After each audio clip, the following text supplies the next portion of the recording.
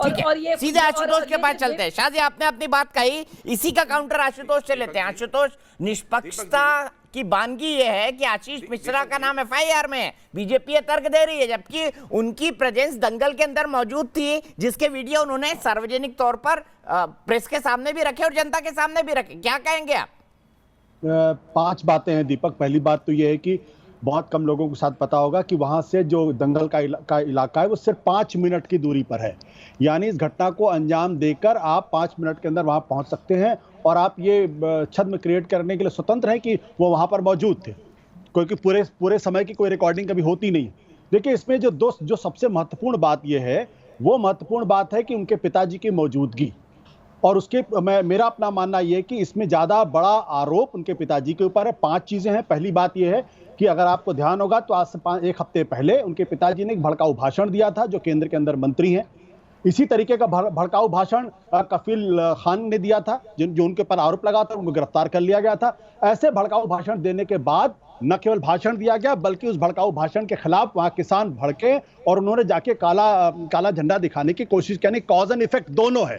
तो कायदे से मंत्री महोदय के खिलाफ एफआईआर दर्ज होनी चाहिए और उनकी गिरफ्तारी भी होनी चाहिए। दूसरी बात, उनके बेटे अभियुक्त है, एफआईआर दर्ज है, तो वो एक एक्यूज्ड हैं। Harbouring the accused is also a kind of criminal offence, उसमें भी उनके खिलाफ एफआईआर दर्ज होनी चाहिए।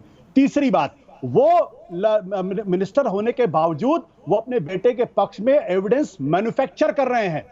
तो इसका मतलब यह है कि वो एविडेंसेस को मिटाने की भी कोशिश कर रहे हैं। ये तीसरी एफआईआर उनके खिलाफ, मुकदमा उनके खिलाफ दर्ज होना चाहिए। चौथी बात, वो minister of state for home affairs है। इसका मतलब यह है कि जो सारी एजेंसीज उनके अंडर या उनके डिपार्टमेंट के अंडर में काम कर रही है, तो उनके रहते हुए एक क्रिमिनल मामले में कैसे इन्वेस्टिगेशन निष्पक्ष हो सकती है? यह क्लैश ऑफ इंटरेस्ट का मामला है, इसलिए भी उनको अपने पद पर नहीं रहना चाहिए। और आखिरी बात, वो पूरे इन्वेस्टिगेशन को मिसगाइड करने की कोशिश कर रहे हैं। इन 5 मामलों पर अगर देखा जाए तो, और फिर उनका बैकग्राउंड आप देखिए, उनके खिलाफ अभी भी वो हिस्ट्री शीटर रह चुके हैं। साथ ही साथ हाईकोर्ट में उनके खिलाफ एक क्रिमिनल मर्डर के मामले में 2018 से एक जजमेंट रिजर्व है, वो जमानत पर हैं। ऐसा शख्स पहले तो एमओएस कैसे है अपने पद पर, और दूसरा उनके रहते हुए इन्वेस्टिगेशन साफ कैसे हो सकता है, ये महत्वपूर्ण बात है। तो उत्तर प्रदेश की पुलिस ने इनके खिलाफ अभी तक एफआईआर दर्ज नहीं की है। अगर देश में कानून का शासन है, कफील खान के खिलाफ अगर एफआईआर दर्ज हो सकती, गिरफ्तार हो सकते हैं, तो फिर इन मंत्री महोदय के खिलाफ भी एफआईआर दर्ज होनी चाहिए, वो गिरफ्तार होनी चाहिए। सीधे शाजिया से इसका जवाब ले लेते हैं। शाजिया, मुझे बताइए, मंत्री महोदय के खिलाफ एफआईआर क्यों नहीं? आशुतोष ये कह रहे हैं। और जो दूसरा उनका सवाल है वो ये है कि भाई मंत्री जी तो हिस्ट्री शीटर हैं, आदतन अपराधी हैं, उनको गृह राज्य मंत्री कैसे बना दिया सरकार में? तो ऐसे तो आपका कोई भी मंत्री बचेगा नहीं, मतलब किसी भी सरकार में कोई भी मंत्री बचेगा नहीं। मुझे समझ में नहीं आ रहा है कि जब उनके बेटे और जो उनके साथी मारे गए और पर इल्जाम है, तो उनके मंत्री पर, उनकी मंत्री बनने पर और उनकी चार्जशीट पर क्या ताल्लुक है? मुझे समझ में नहीं आया, ये क्या लॉजिक दे रहे हैं। आई थिंक बहुत कंफ्यूज है आशुतोष जी, क्योंकि मंत्री महोदय तो वहां पे मौजूद भी नहीं थे, तो और उनके बेटे भी मौजूद नहीं थे, लेकिन उनको कुछ कहना है क्योंकि मंत्री जी के जो बेटे, क्योंकि सारा मामला सामने आ गया है, मंत्री जी के बेटे थे नहीं और मंत्री जी के बेटे के कॉन्वॉय की अब बात हो रही है, तब इन्होंने पूरा पलट दिया है सीन। अब पहले तो मंत्री के बेटे को लेकर थे, अब भड़काऊ भाषण जो 1 हफ्ते पहले दिया गया था, अब बात उसमें आ गई है, क्योंकि उनको समझ में आ गया है कि उसमें होने वाला है नहीं कुछ। और इतनी बेवकूफ लग रही है प्रियंका गांधी जी बेचारी, जो पहुंच गई है, ये हुआ है, ये हुआ है, ये हुआ है, और हुआ कुछ नहीं है, क्योंकि ना तो मंत्री जी थे ना उनका बेटा था। तो आप कह रहे हैं क्योंकि मंत्री जी ने पहले भड़काऊ भाषण दिया था 1 हफ्ते पहले और बहुत साल पहले कोई उन्होंने चार्जशीट है, तो उसके हिसाब से अब ये तो कोई बात बनी नहीं भाई साहब, इसका कुछ ताल्लुक इस पूरे वाकये से नहीं है।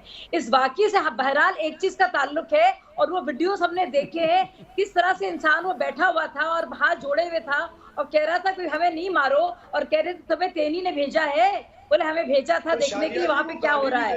और ये हाँ, वो भी देखा वीडियो हमने, सुनिए और ये देखिए कैसे गिद्ध लोग हैं, और फिर क्या है, और ये कोई भूल नहीं सकता कि देखिए कितने किस तरह के लोग हैं और कैसे मामले को बदल रहे हैं कि पहले तो बेटे को किसी तरह से उसका नाम डालो, फिर बेटा का तो प्रमाण आ गया सामने, बेटे का नाम सामने आ गया, तो पिता पर किसी तरह से करो, किसी तरह से मामले को डिफ्लेक्ट करो कि वहां पे उपद्रवी मौजूद थे, बॉर्डर एरिया में दंगा फसाद की पूरी तैयारी थी। वहां पे लोग जो है बाकायदा एक फसाद करने के मूड में थे, पूरी तरह से एक पूरी कॉन्स्पिरेसी के तहत वो लोग आए थे और एक बहुत बड़ा हंगामा करना चाह रहे थे। ये एक बहुत बड़ा खतरा है हमारे देश की आंतरिक सुरक्षा को, ये खतरा है। आंतरिक सुरक्षा पर खतरा। जगतार सिंह जी, मैं 1 मिनट में आपके पास आ रहा हूँ, गुरदीप सप्पल से जवाब लूंगा क्योंकि प्रियंका गांधी पर आरोप लगा है। रुक जाइए शाहजा जी, आपने अपनी बात कही।